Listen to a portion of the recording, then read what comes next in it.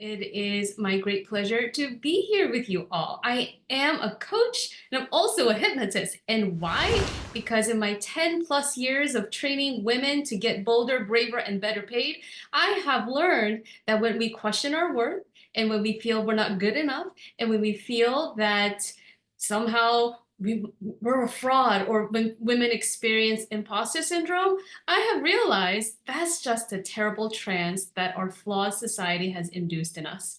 And so, how do we get out of a negative trance? It's like, let's snap out of it and let's put us in the trance that actually helps us make the change we want. And today we're going to talk about how to advocate for your career growth and secure it. And you have a lot of content coming towards you right now. In the next 60 minutes, you're going to learn 3 reasons why overachievers don't advocate. You're going to learn a really trippy and cool and evidence-based technique to reduce anxiety and stress when you're going to have a career conversation or any high-stakes conversation. You're also going to learn the 5 steps, the 5 proven, and it's going to be like, yes, of course, these are the steps. But beyond that, I'm also going to share with you some language. I am an ESL student. I'm an immigrant. I was born in South Korea and I learned how to speak English after moving here at age 7. That was 35 years ago. You can do the math. And thank you for the heart. And it helps. It helps to have some sort of linguistic framework when you want to speak up, when you want to communicate, advocate, and negotiate your career growth. So I'm going to give you all of that. And I'm also going to give you a foolproof, like one question that has 100% yes rate. And so we have a lot coming ahead. Let's get started. And like Sharon said, I would prefer that you hold your questions. And the reason is because I get easily distracted. And so I try not to look at the chat while I'm doing the presentation so that we can, make progress very quickly and get as much shared with you. And then at the end, I will review and then we'll open it up for Q&A. And of course, if you want to find out how can you dive deeper, how can you get even more custom and specific tips that will work for you, I have that detail as well. So let me share these slides.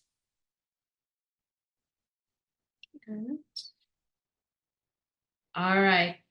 How to advocate for your career growth and secure it.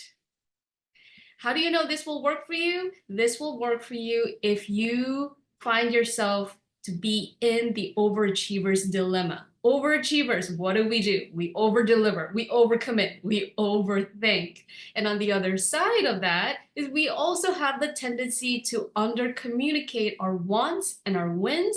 We under-advocate for ourselves, which leads to the under-promotion, feeling frustrated, and the blame-shame game of what I call the 3A trap. Now, caveat here, I recognize most of us, nearly all of us here in this room are women. And when we are women working in finance or any male-dominated industry, we do experience bias. We do experience systemic and unconscious bias, and it does have an impact on our career growth, our income growth. So I'm saying that so that we don't bypass that reality, but also there's got to be some things that we can do, right? Things that are within our sphere of control. And so that's what we're going to focus on today. So that's why we want to better understand this 3A trap of blaming, shaming, right? And not advocating for ourselves so that we can raise our awareness and get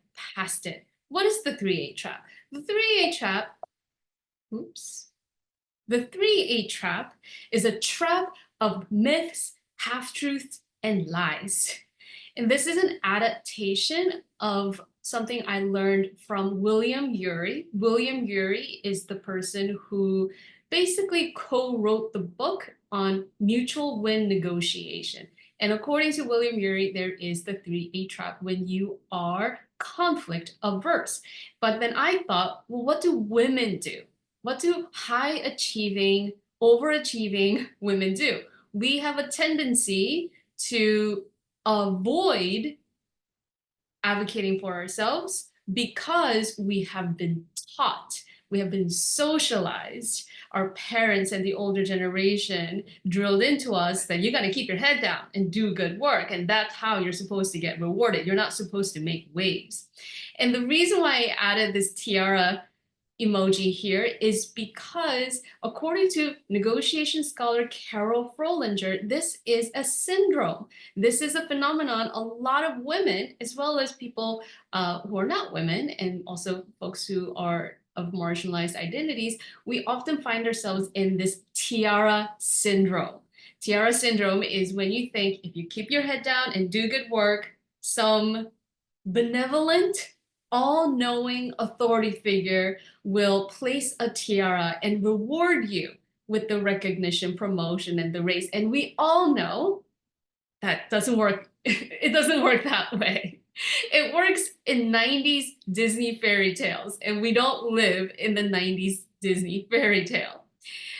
But what else happens is that we also have this comfort fallacy. And it's a smiley face with a tear coming out of its eye, because when we assume that being liked, getting along, conforming is more important than risking the discomfort of speaking up for yourself, we of course end up appeasing people, accommodating other people's demands on our times, our focus, our energy, right?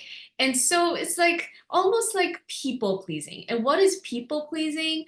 But it's really a sophisticated way of lying, right? Because underneath there is rage brewing.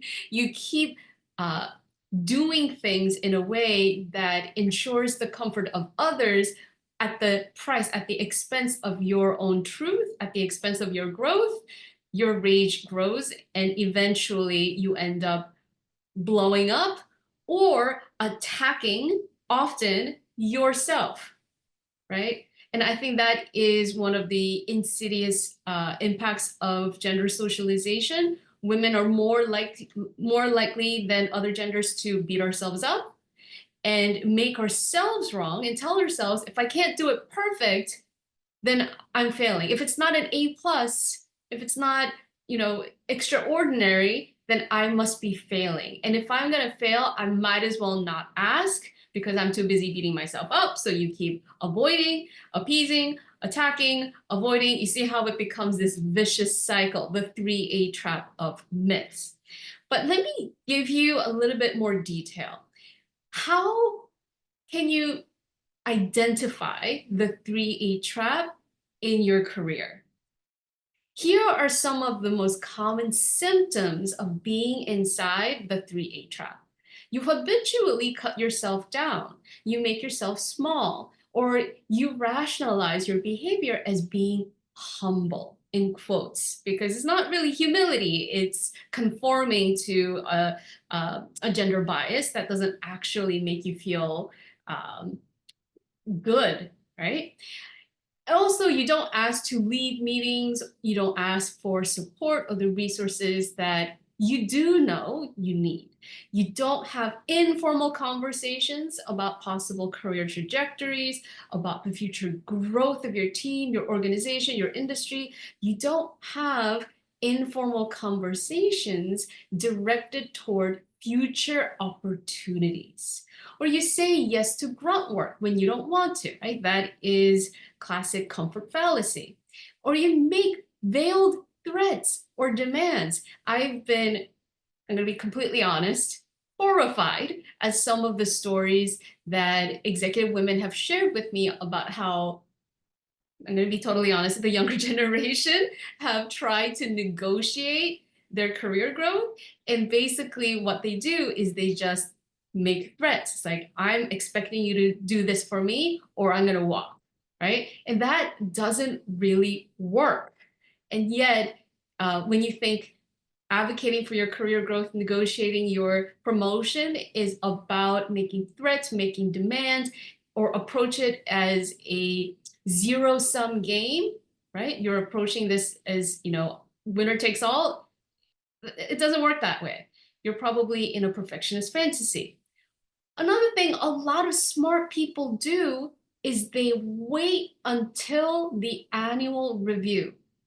They wait till the formal conversations, whether that is a mid-year review, annual review, performance review, to ask for the promotion and raise they want. And that's because we're sort of in that student mindset of we're supposed to wait our turn, right? That's another way that tiara syndrome shows up.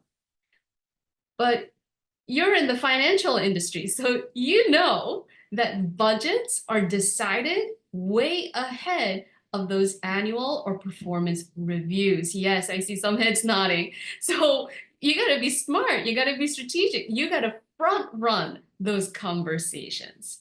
Another thing a lot of smart people do when we're in perfectionist fantasy, and I'm putting my hand on myself because I've been in perfectionist fantasy, I've been in tiara syndrome, I've been in comfort fallacy, intimately familiar with that trap.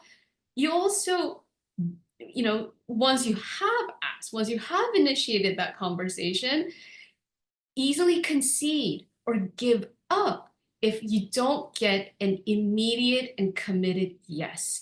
You assume, oh, that must mean I did it wrong. It must mean they don't like me anymore. It must mean I ruined the relationship. And we assume these things, and then we just give up, and we're like, sorry, never mind. Been there, done that. That's another symptom of the 3A trap, right? Personalizing the interaction as if it means something negative about you. And there's again good reasons as to why this happens, especially for women in the context of the workplace, because we do experience unconscious and structural biases. But having said that, when we become aware of these behavioral patterns that we do have agency over, then it behooves us to break out and break through the 3A trap. And so, this is a generalization, but when you experience the 3A trap, you will feel that in your body. Your unconscious or your subconscious mind is expressed through your body. And most people unwittingly, it might feel like the right thing to do, but in their body, they're feeling that contraction and stress. That's how you know you're in the 3A trap. And how do we break out and break through? We tap into this expansive, creative, curious energy of first becoming aware without judging ourselves, right? Appreciate is the opposite of judging ourselves. And then once we appreciate what we have, who we are, and what we're bringing, then we can expand into advocacy. So this is a concept, it's sort of mental, but I want to give everyone an experience that they can have viscerally. And also, I want to show you something from my hypnotist toolkit that you can use basically anytime, anywhere. And it's so simple.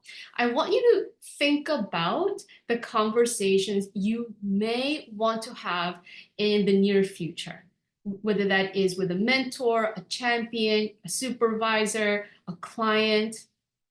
And I want you to think about when you're in that conversation, might you experience stress levels going up? Might you experience your heart rate rising? Might you experience your breath becoming a little shallow because there is some anxiety attached with advocating for what you want?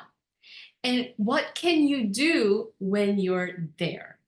Okay, so here's an exercise I want everyone to do with me, and then it's going to be a two-step exercise. So first, I want everyone to imagine, okay, that I'm looking at my camera screen, and right at the top is the little light that lets me know my camera's on, the green light, right? Everyone has one, I'd assume. Or if not, just look beyond, just slightly above and beyond your camera screen, okay? So we're just gonna look beyond that computer screen. And I invite everyone to follow along, and I want you to keep your focal point, keep your eyes on that focal point right beyond the computer screen, okay? And as you do, let's just take a deep breath in and exhale twice as long. Let's do one more time. And I invite everyone to keep your eyes open as you do this. No one's gonna go under. It's not that kind of a trance yet. Okay, and now while you keep your eye on that focal point, simply soften or diffuse your focus. And when you do that, you may become aware that you become more aware of the space beyond your computer screen. You may become more aware of the room you're in. And as you do that, without moving your eyes, continue to shift your awareness to the periphery of your vision. And if you're wearing glasses, you may immediately become aware of the fuzzy frames of your glasses, even though before you couldn't even hardly notice them.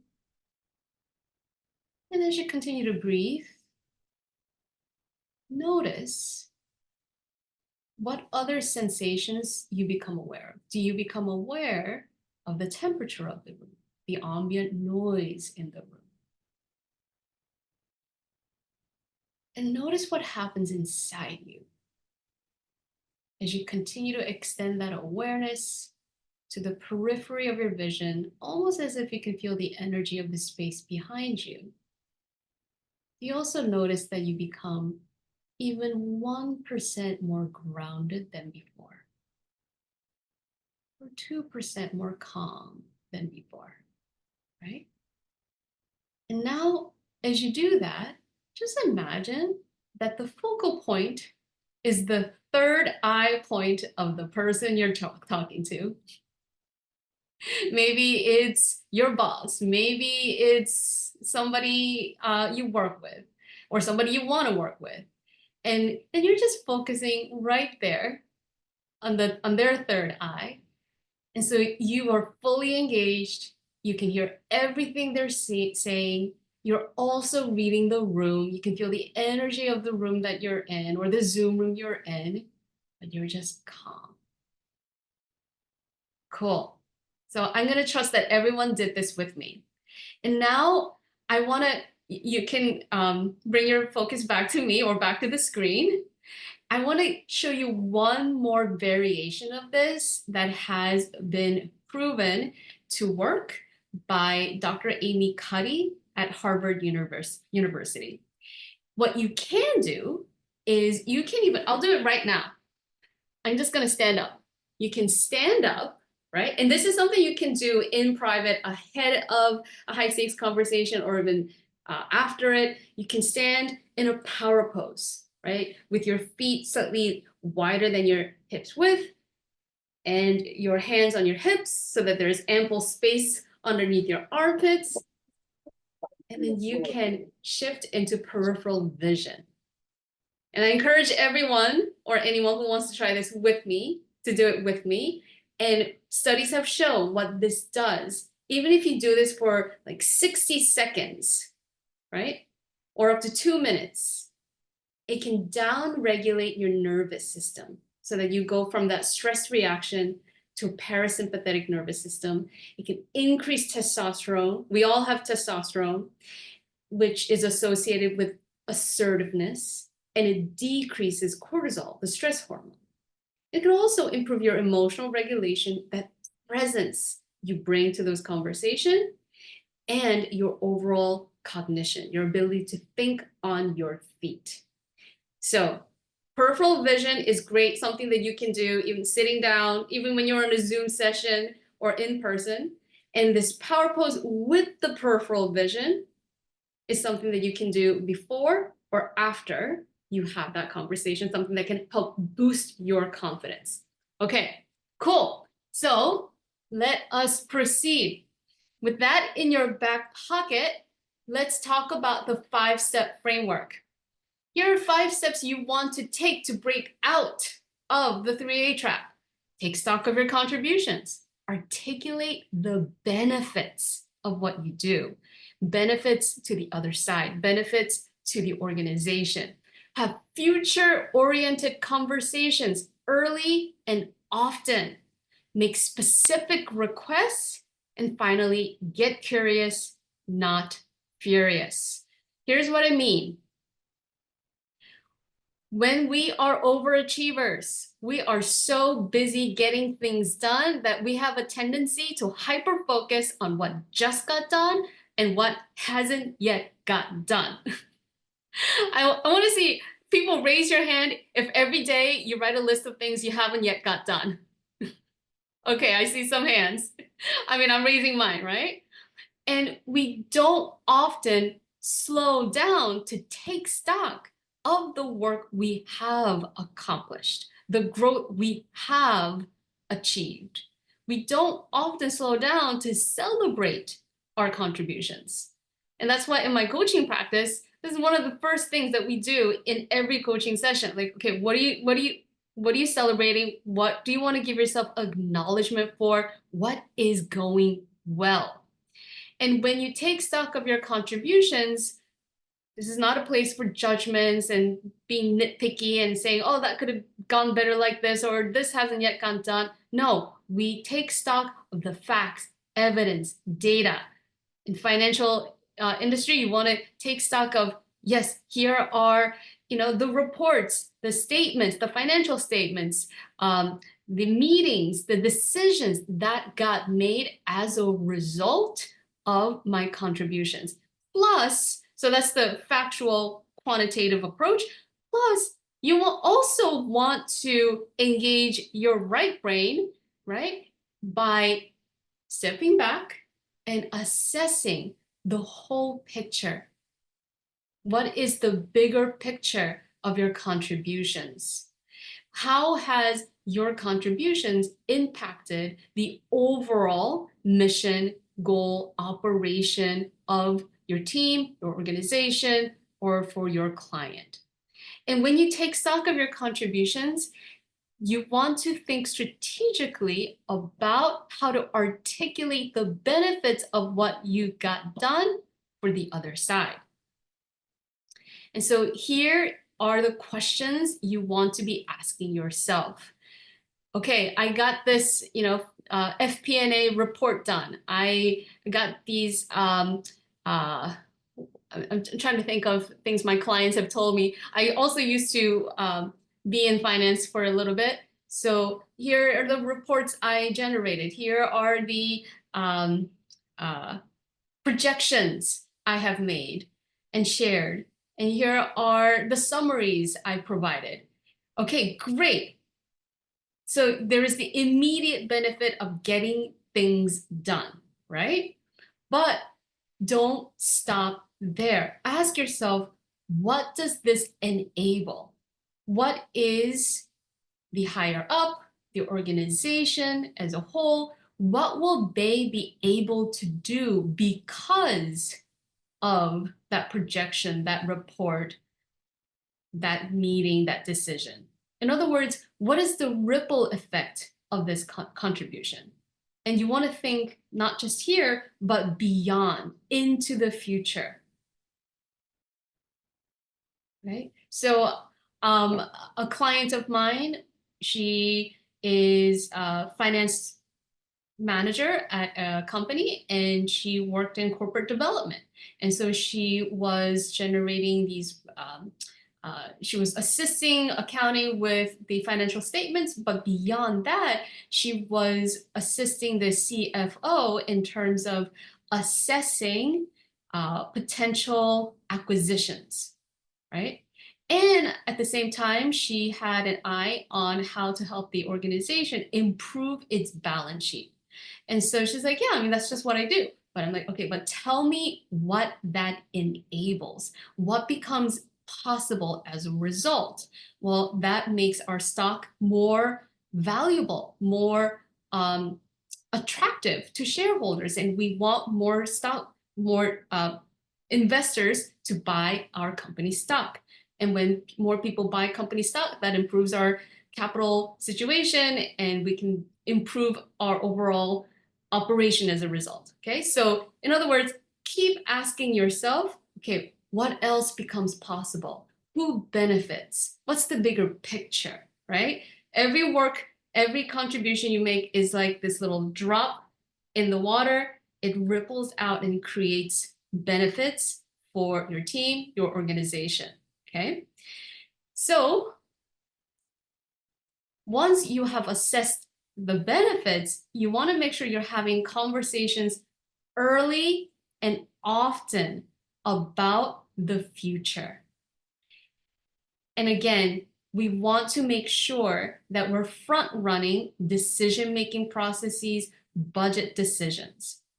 As many of you may know, for many companies, October is when they made decisions about what to spend in 2025, in the next year, right? So if you want to start engaging in conversations, you're planting seeds for what will happen in maybe early to mid 2025, right?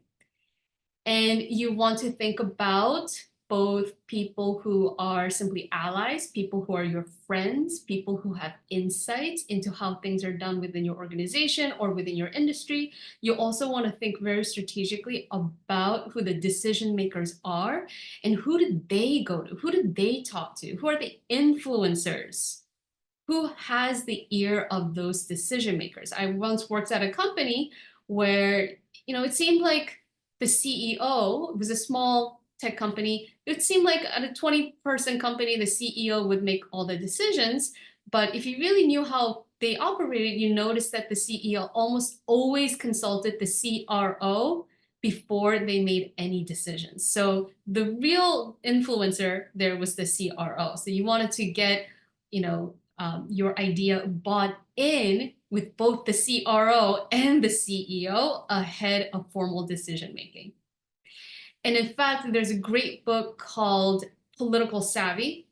And according to this book, the best way to influence any decision making is to ensure that 51% of the decision making quorum, 51% of the decision makers are familiar and bought in on your idea before the formal decision making. Okay, so you're going to start. If you're like, okay, that sounds great, but how do I get started? You just start with people you already know. You start with people who are already in your network. And you can start with asking them, hey, what was your career trajectory? What was your promotion path? What was that like? And you also start by engaging with your boss sooner rather than later and helping them make decisions about the promotion you want. And that helps them when they know that you are interested and that you're motivated. It helps them make decisions and helps them promote the right people, promote the motivated people, right? So I'm speaking very specifically to that Tiara syndrome mindset of thinking, oh no, I should wait. They should know that I want this promotion. I shouldn't have to ask for it. And since I'm doing so well, they'll probably approach me. Don't wait. Start those conversations now. And I will give you the scripts, some potential scripts that you can use later in this presentation. So let's talk about the 3-circle model. In other words, how do you structure that conversation? What do you say? Where do you start? And obviously, number one, we start with taking stock of your contributions. That's why it's number one. You take stock and you give updates early and often, articulating the benefits, the future benefits, both the immediate and the beyond benefits of what you're getting done. But you don't stop there. You also talk about, you tie it to mutually beneficial future goal.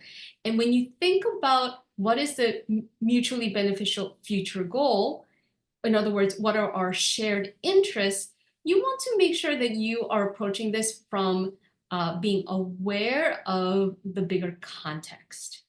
In other words, are you aware or are you curious? Are you curious to ask what's most important to the organization? What's most important to the decision maker? And don't stop there. You also want to think bigger picture, step back and ask, where is the org doing? I mean, how is the org doing in terms of growth, in terms of funding, in terms of life cycle? Every organization has a life cycle, like a living organism. There is, the starting phase, the birthing phase, and then there's the growth phase, and then there is the maturation phase, and then some organization, they get folded into other organizations, or some organizations, quote unquote, die, right? And that is something that we all have observed. And so you want to like step back and ask yourself, how is this company doing? How is this team doing, right? It's always going to be easier to ask for a promotion and raise when the company is on a very fast growth cycle, right? That's obvious. And then the third thing here is you want to make sure you are asking something that is smart. In other words, specific, measurable, attainable, relevant, and time-bound. And you want to think about, how can I make this ask something that is doable and concrete while aligning that ask with what's mutually beneficial? And you want to make sure all these three elements are there and you hit that sweet spot, because if you miss any of these three elements, let's say if you don't talk about your contributions, but you talk about, hey, I know we want to achieve this, and that's why I'm going to ask for this resource, then we're like, okay, that's great, but what have you done, right? And if you have addressed your past contributions and you do ask, but you don't talk about where the org is headed in the future and how that aligns with this future goal, if you don't talk about what's ahead, well, they're going to be like, okay, that's great, you did that, but that's water on the bridge. Have you demonstrated your leadership potential, right? And sometimes it's easy to be like, okay, this is what I've got done, and I know this is where we're heading as a team, as an organization, but if you don't make the request, you don't get, right? You don't ask, you don't get. I believe it was Chester Karras who said, you don't get what you deserve, you get what you ask for, you get what you negotiate. So let's give this a little bit more language. What do you say? I'm just going to take a sip of water. So we're going to start from number one, contributions, and we're going to work ourselves in this counterclockwise direction. You're going to start with saying, let me bring you up to speed on the progress I've made. Or here's what got done since we last talked, since our last one-on-one. And let me tell you how that's driving our goals. Or you can even tell them, here's some praise, here's some accolades, here's what client X has said about the project that I'm leading, right? You're providing evidence, data, facts of your contributions. And then you're going to connect the dot between what you're accomplishing and what they most care about within the context of the organization, right? In other words, you're going to tie your contributions to future vision.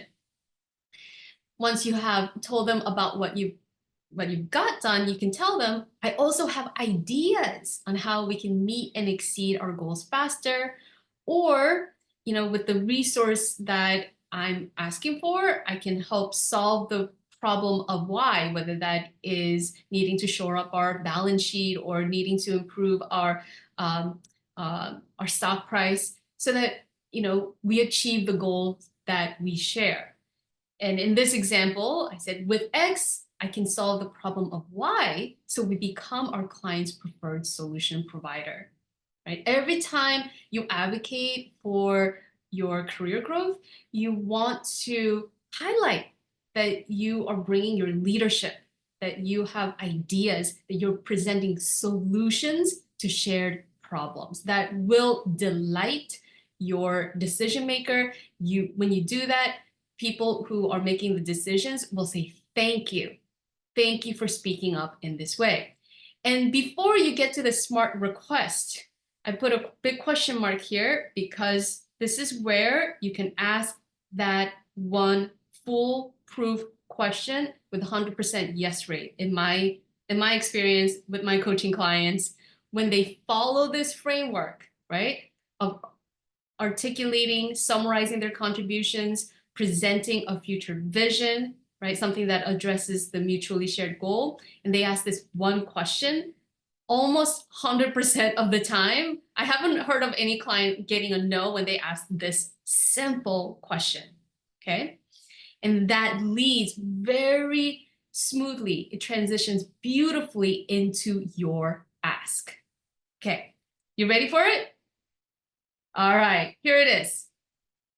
Would you agree I'm adding value here? And 100% of the time, when you follow this framework of articulating your value and presenting a future vision, and then you ask, would you agree I'm adding value here?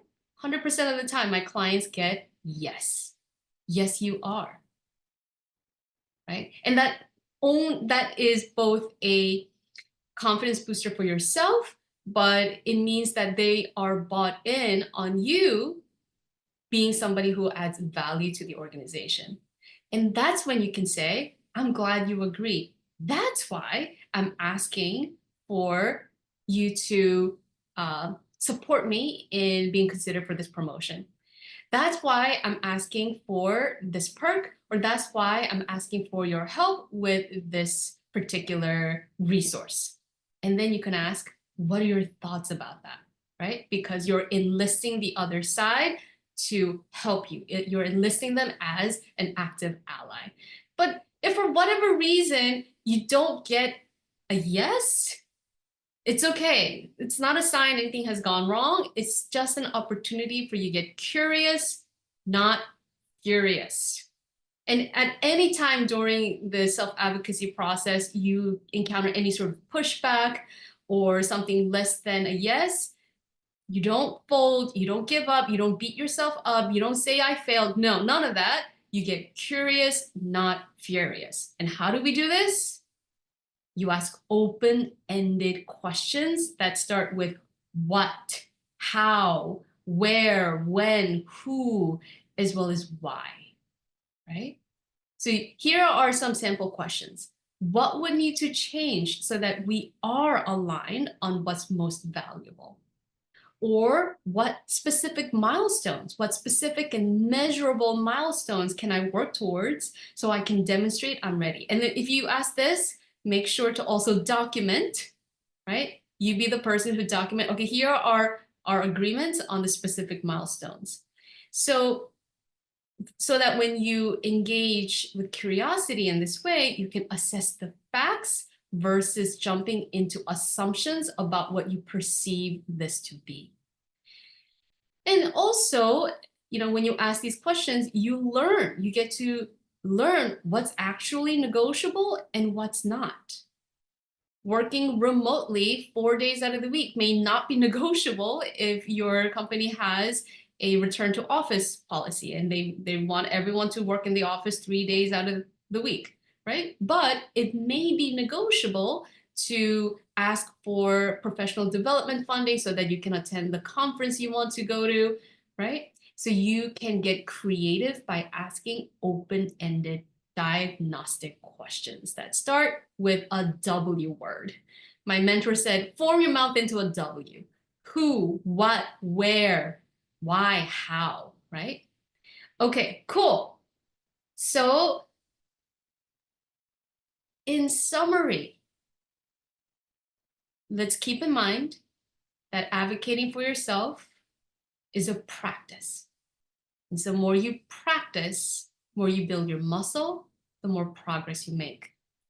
I invite everyone to question your perceived limitations, right? Because perceived limitations is what keeps us in the 3A trap.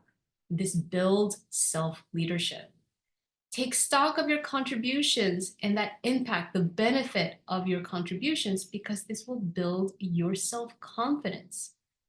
And when you articulate things from the decision maker's perspective by asking yourself, what is the context of this organization? What do the decision makers really care about? This helps you build influence. And you combine that with the peripheral awareness exercise that we did, that helps you build leadership presence. And also you make specific and actionable requests for the future you want, right? And the more you ask in this way, and the more often you follow through on what you receive as a result of asking, it builds trust, it builds credibility. And when you get curious, not furious, when you can be flexible, gain information, and use that to get creative and think outside the box about what's possible for you, you build your negotiating leverage, right? So this is something that you can all start today. But if you want to dive deeper, and if you want like even more specific custom tips and scripts, I invite you to come on over to my website. You can scan this QR code, or you could just type into your browser jamieleecoach.com. There's a fun and free 3-minute quiz that you can take. You'll enter your email address to see the results. You'll be subscribed, but of course you can unsubscribe at any time. And what you'll learn from the quiz is how others see you. You'll learn your leadership superpower. I've sort of summarized into 4 different archetypes. So you get to see what is your superpower as well as what is your kryptonite, right? What is your strength? When you gain visibility and awareness into what is your strength, you also know what is your weakness and how you can overcome that. So you get custom tips and scripts to help you improve your self-advocacy based on your specific leadership archetype.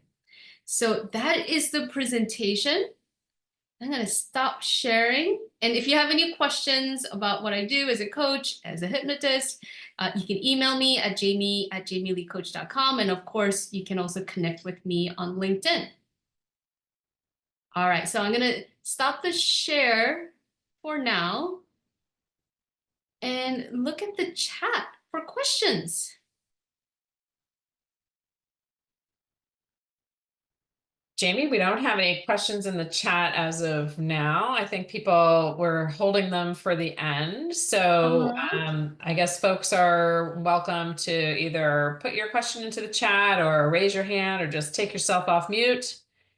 And we've got Jamie here for the next 10 minutes or so. And so I personally want to thank you for this presentation. I know I took away at least a couple really practical, implementable, things. Good. I'm really glad to hear that. So I always love to be able to walk away with something that I can do or practice or try. And so I want to thank you for that. You're so welcome. So Jamie's just dropped her her contact information into the chat. And do we have folks that would want to either speak about what they've taken away from today's presentation or questions for Jamie? I can go. I just wanted to say that this was a really succinct presentation. And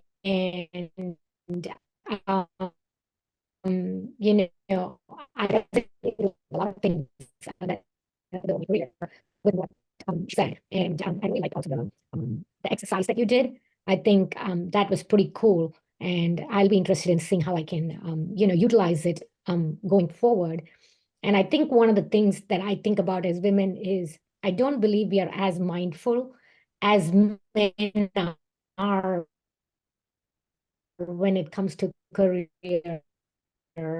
and how we in my case, because we put other things on ahead, like family and everything else. So it just happens. And I think being mindful of it. And I'm actually a friend of mine and I have started a company where our focus is on mentoring women. And I think this is something that I would like to take as one of the most important takeaways is, as women, we need to be mindful of how we avoid the early age rather than just letting it happen. And I think that's something that I have taken away. And this presentation is amazing. Thank you. I'm gonna be honest, you were breaking up. The audio Okay. was breaking up, so I didn't hear everything you said, but I heard something about you want to take these tools and bring it to your women's group, and I heard that you enjoy the presentation. And that's causing a lot of leakage. I'm going to stop my video and talk. I'm not sure at what point you didn't hear me, and if you wanted me to repeat. I know there are others who might want to go after me, so I'm going to stop. Okay, but thank you so much. And if there's a specific question, I would encourage you to put it into the chat. Okay. Yeah. Okay, anyone else have comments or feedback or questions for Jamie?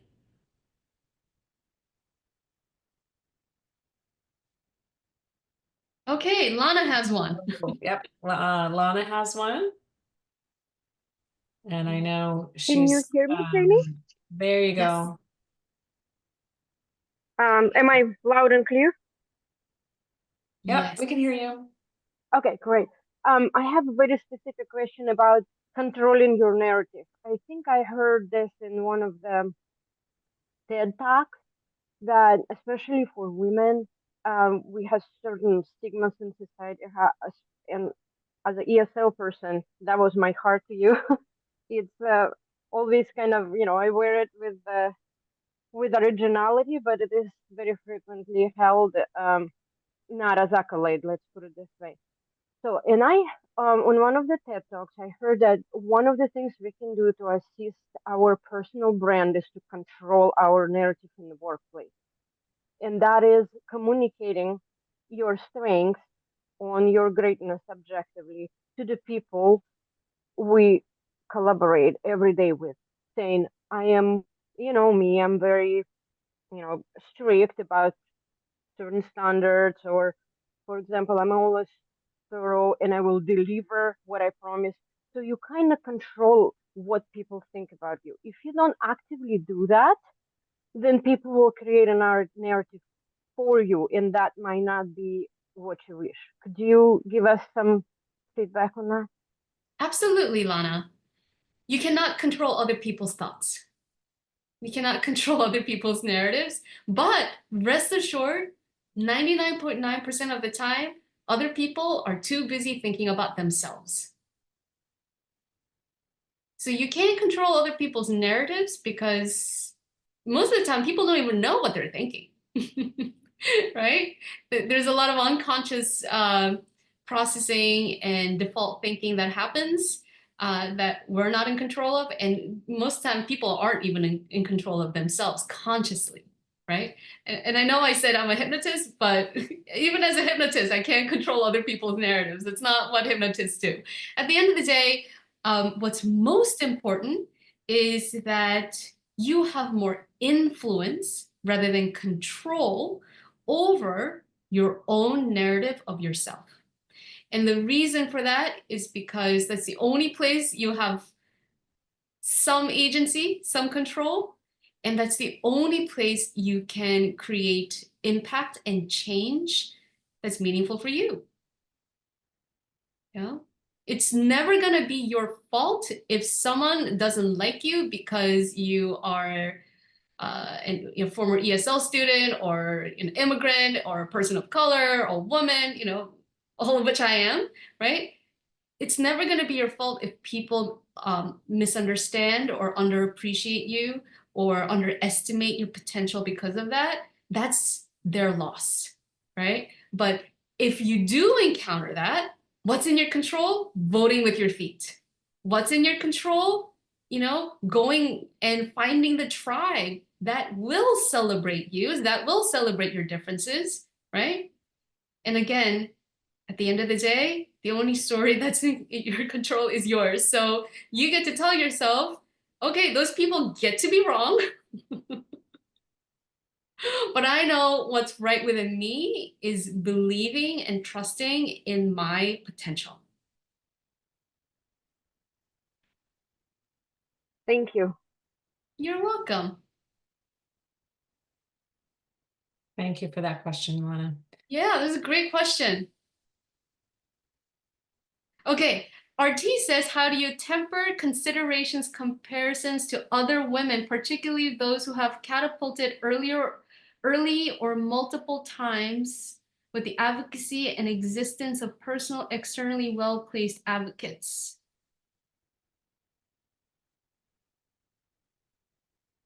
How do you temper?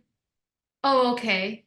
So then the question is, are you comparing yourself to those others who have catapulted early or multiple times with the advocacy and existence of personal, externally well-placed advocates? Yes, and it's happened multiple times throughout your career. It started very early, and even as you have risen, you still compare yourself to the women you began with. Yeah. It may be a self-sabotaging, and you might have answered it already, you know. It might be just part of the self-sabotaging thing, but you still have not developed what I would say would be that deep bench strength. Okay, I'm gonna be totally honest. Oh yeah, that's why I asked. Deeply resonate with that. And you know what I do is like, I just look the other way. Okay. And like if I keep noticing myself wanting to think about another person, and this feeds that imposter syndrome, right? This feeds the narrative, that feeds that negative trance of like, oh, I'm not good enough, I'll never be like them, right? And it doesn't help you at all. Right. Right? So Yeah. the wiser part of you knows, oh yeah, I can take a page from their book and I can adapt it to my situation, right? I can learn something from this. And there's another part of me that wants to use it against me, as if that's actually going to serve a function, that's actually going to help me move forward. But when you recognize, actually, this feels horrible and I don't feel great. In fact, the more I compare and despair in this way, I just want to hide, right? You can look the other way. You can, I would suggest you interrupt that pattern. Like I sometimes just block people on social media. I'm like, oh wow, that's great for them. I'm so happy for them. But if my brain wants to keep comparing and despairing by their example, okay, I don't need to look at that. Yep. And okay. Perfect. There's also a great tool, really simple and great tool that you can look up completely free. You go to YouTube and you look up EFT, Emotional Freedom Technique, and there are these tapping tools that you can learn for free online. And those tools are really effective when you find yourself in that mind spin and you just want to get out of it. And I also have a quick video on my YouTube channel where, you know, I do like the most rapid version of that. And if you want me to send it to you, just email me. I'll send you the link. Perfect. It wasn't necessarily for me, but in counseling like younger women or women, it still happens a lot. And I don't have a tool to say, okay, here's how you can address it, other than to say, sometimes you got to be, if you want that level of influencers, become comfortable feeling like you're a 10, but you're willing to go into a room of 1,000s. But you're willing to go into the room that you want to be a part of, or that you want to know you. That's really good. Yeah. Another thing I say is a mentor taught me this one. Don't compare your shiny. No, don't compare what doesn't feel great inside to other people's shiny exteriors. Because no matter what, other people have their poop. other people have their poop. Oh, I like that one, especially with the poop desk statue that was recently. Okay, perfect. I think you know what I'm trying to say. I don't Yep, want yep, yep. Okay, perfect, perfect.